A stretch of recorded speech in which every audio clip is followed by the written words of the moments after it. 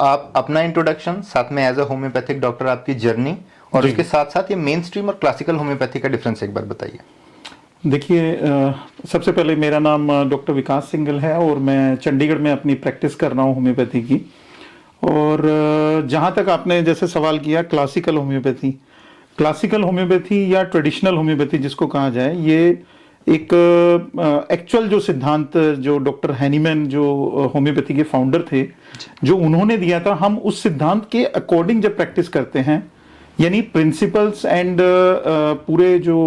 Proper एक तरह से कहा जाता है ना कि भी सिस्टम को फॉलो करते हुए जब हम उस तरह से प्रैक्टिस करते हैं तो उसको हम लोग क्लासिकल होम्योपैथी कहते हैं, जिसमें कि किसी भी पेशेंट को किसी भी मर्ज के लिए दवाई की जो डोज है वो हमेशा सिंगल मेडिसिन का सिलेक्शन रहता है। कभी भी ऐसा नहीं होगा कि जैसा आजकल के ट्रेंड में है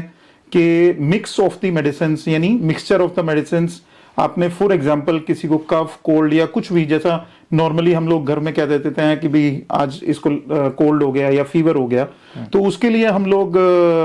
कोई पर्टिकुलर मेडिसिन, मैं एक्स मेडिसिन ले लेता हूँ, जैसे एलोपैथी में है या आयुर्वेदा में है या होम्योपैथी में भी सो कॉल्ड मिक्सचर मेडिसिन जिसको हम लोग बोलते हैं। तो उसमें क्या होता है, वो मेडिसिन में 5 या 6 या 8 दवाइयों का कुछ मिक्सचर है। अब वो मिक्सचर जब पेशेंट को दिया जाता है तो एक दवाई ने उसको हेल्प करनी है, लेकिन बाकी जो 4, 5, 8 दवाइयां होंगी वो उसको नुकसान भी कर सकती हैं। तो जो होम्योपैथी के जो फाउंडर थे doctor Christian Friedrich Samuel Hahnemann, उन्होंने जिस टाइम पे होम्योपैथी को बनाया था तब से लेकर के आज तक, अभी इस साल हम 270वीं सालगिरह उनकी मनाने जा रहे हैं नेक्स्ट मंथ 10 अप्रैल को। और 1755 में जब उनका जन्म हुआ और ये सब चीजें उन्होंने पढ़ाई करने के बाद एर्लैंगन यूनिवर्सिटी है, वहां से उन्होंने अपनी डिग्री ली, डॉक्टरी प्रैक्टिस शुरू की, एमडी किया। एमडी करने के बाद फाइनली जब वो प्रैक्टिस में आए तो उन्होंने देखा कि ये सब चीजें जितना भी एलोपैथिक सिस्टम ऑफ मेडिसिन है, उस जमाने में क्या था, ब्लड लेटिंग एक मेन प्रोसेस होता था जिसको हम लोग वेनेसेक्शन बोलते थे।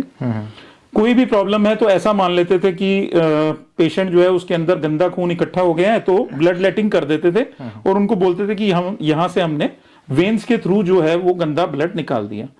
अब बट नेचुरल सी बात है, बहुत सारी चीजों को देखते देखते देखते देखते जब उन्होंने 4-5 साल प्रैक्टिस की होम्योपैथी, उसके बाद उन्होंने एलोपैथी प्रैक्टिस करने के बाद अचानक से उनके दिमाग में आया कि ये सही सिस्टम ऑफ मेडिसिन नहीं है। पेशेंट को जितना रिलीफ मुझे देना चाहिए मेडिसिन से, उतना रिलीफ पेशेंट को मिल ही नहीं रहा। तो वहां से उनकी वो जर्नी शुरू हुई, रिसर्च की जर्नी शुरू हुई, और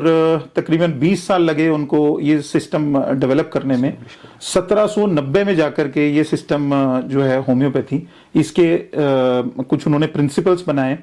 एक जिसको हम लोग अलग अलग तरह से बाद में डिस्कस भी कर लेते हैं। एक एक चीज जो है, जो क्लासिकल के बारे में मैंने बताया कि जो ट्रेडिशनल हैनीमेनियन सिस्टम ऑफ मेडिसिन है दैट इज एक्चुअली क्लासिकल, और जो मिक्सचर ऑफ मेडिसिन है, जो पॉली फार्मेसी जिसको हम लोग बोल देते हैं, ये किसी भी तरह से रिकमेंडेड भी नहीं होती है और इसके साइड इफेक्ट्स भी बहुत ज्यादा हैं। ठीक है, तो अभी हमारी कन्वर्सेशन से मुझे यही पता लग पा रहा है कि जो क्लासिकल होम्योपैथी है वही एक्चुअल फॉर्म ऑफ होम्योपैथी है। बिल्कुल बिल्कुल सही। ओके सर, कुछ अपने बारे में बताएं और एज ए डॉक्टर आपकी जर्नी के बारे में। मेरा एक्चुअल में क्या है, मैं एक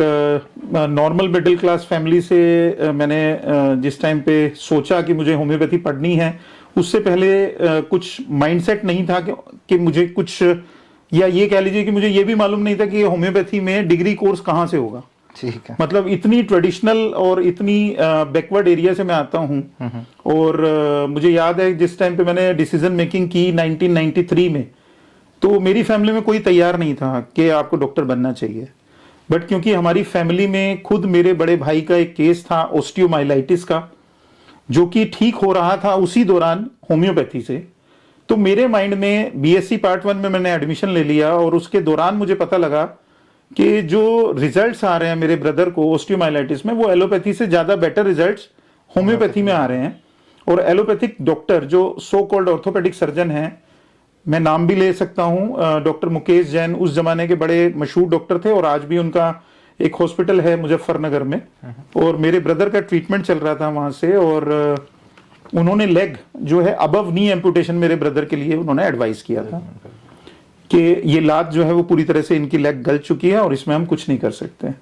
तो तब होम्योपैथी के माध्यम से मेरे ब्रदर का 5 इयर्स लगातार ट्रीटमेंट चला था और मैं उस दौरान बीएससी पार्ट 1 में था ऑलरेडी। तब कहीं कहीं एक माइंडसेट बनने लगा था कि कुछ ना कुछ देखा जाए कि ये छोटी छोटी मीठी साबूदाने जैसी गोलियां होती हैं, इसमें ऐसा क्या डाल दिया जिससे जो है वो हड्डी की जो ग्रोथ है वो नॉर्मल आने लगी, और मेरे ब्रदर की जो 2 हड्डियां टिबिया और फिबुला गली हुई थी वो पूरी तरह से रीडिजाइन हो गई नेक्स्ट 5 साल में। तो बीएससी कंप्लीशन तक आते आते मेरा माइंड बिल्कुल क्लियर हो चुका था कि मुझे पढ़ना है तो केवल होम्योपैथी। और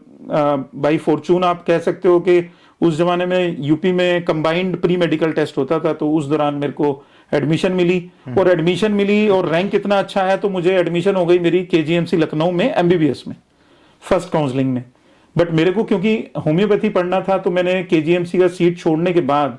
डिसीजन मेकिंग किया कि मुझे होम्योपैथी पढ़ना है। और बाकी तो बहुत कहना चाहिए कि लॉन्ग स्टोरी शॉर्ट करते हुए मैं बताऊंगा कि बाद में मैं पंजाब आ गया और पंजाब से मैंने होम्योपैथी डिग्री की, और आज आपके सामने है 22-23 साल की प्रैक्टिस हो गई है होम्योपैथी में, चंडीगढ़ शहर में प्रैक्टिस करते हुए।